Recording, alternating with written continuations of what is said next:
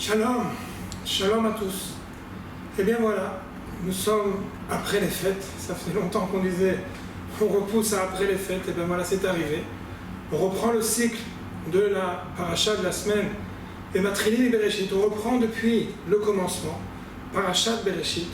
Et c'est l'occasion pour moi de vous rappeler en fait un récit surprenant dans le Talmud. Le Talmud pose la question de savoir quel est le verset le plus important de la Torah. Alors vous pouvez vous-même vous imaginer qu'il y a eu différentes propositions.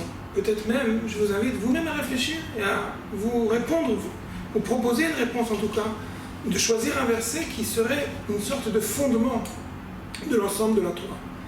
Et voilà que un des versets choisis, ou un des versets proposés, c'est un verset de la paracha de cette semaine. Il apparaît au chapitre 5, verset Aleph, verset 1. Ze Sefer Toldot Adam Beyom Bero Elohim Adam Bidmut Elohim Asaoto. Ce verset vient nous fixer l'origine divine de la création et l'origine divine des engendrements, des générations de l'homme. Voici Ze Sefer Toldot Adam, voici le Sefer, voici le livre, le recueil de toutes les générations de l'homme.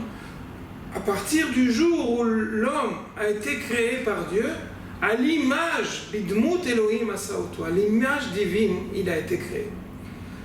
Il y aurait énormément de quoi réfléchir sur le choix de cette proposition, mais il y a immédiatement un autre avis qui nous dit, il faut peut-être préférer Shema Israël, le verset par excellence que tout le monde connaît.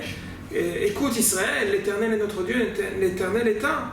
Ou bien peut-être Ve'ahavta l'iracha kamocha. On sait parfaitement que Rabbi Akiva, un des grands maîtres du Talmud, a dit que Ze Ha'ikar, ça c'est la Torah tout entière en concentré, et le reste, il s'agit de réfléchir. Mais la conclusion du Talmud est surprenante encore plus. Elle choisit une proposition qui apparemment est parfaitement stupéfiante. את הכבש האחד תעשה בבוקר, ואת הכבש השני תעשה בין הארבעים.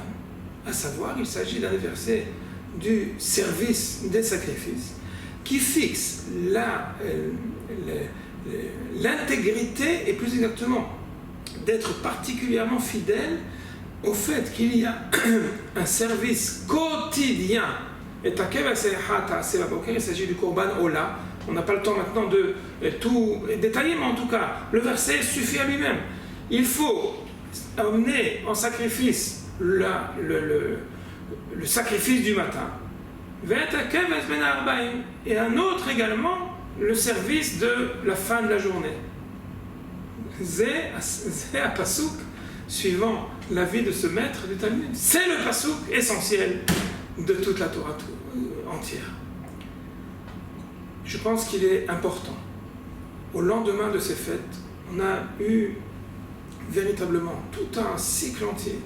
Rosh Hashanah, Yom Kippour, Aseret Yemei Teshuvah, la fête de Sukkot, Simchat Torah, retentissent encore toutes les effusions de joie qu'on a partagées tous ensemble. Et on a demandé au lendemain de ces fêtes de revenir immédiatement vers la routine du quotidien.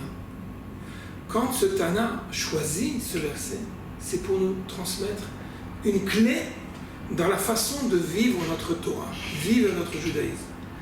Il est vrai, il n'a rien du tout contre les journées solennelles et les célébrités des fêtes. Bien évidemment qu'on a besoin, une fois par semaine Shabbat, et tout au long du calendrier, les solennités des jours sacrés qui nous permettent véritablement de nous élever de notre quotidien. En effet, mais ce qu'il dit, quand il nous propose que le verset essentiel, c'est au contraire le service du quotidien.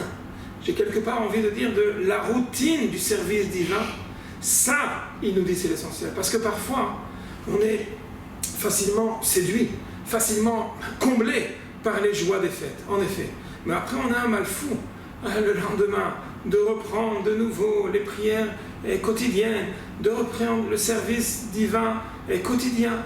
Il nous dit, sache une chose, qu'il n'y a aucun moyen d'évaluer, aucune valeur ne peut évaluer combien est cher aux yeux divins, aux yeux de Dieu, véritablement la atmada, la persévérance, la fidélité. Il s'agit véritablement de comprendre que même si parfois ça nous paraît encore une prière, encore une mitzvah comme ci, encore on met les filines, encore on fait attention au Shabbat, ça nous paraît complètement, quelque part ça perd de sa splendeur. Au contraire, il nous dit, même après les jours de solennité des fêtes, on doit comprendre que le véritable, pas l'épreuve, mais en tout cas le véritable charge du lien qu'il y a entre nous et Akadosh Baruch Hu, c'est justement la fidélité au quotidien, le retour au quotidien. Et c'est pour moi l'occasion de vous inviter à de nouveau reprendre fidélité à notre étude de la paracha de la semaine. Pour tous, Shana Tova Umevorachet.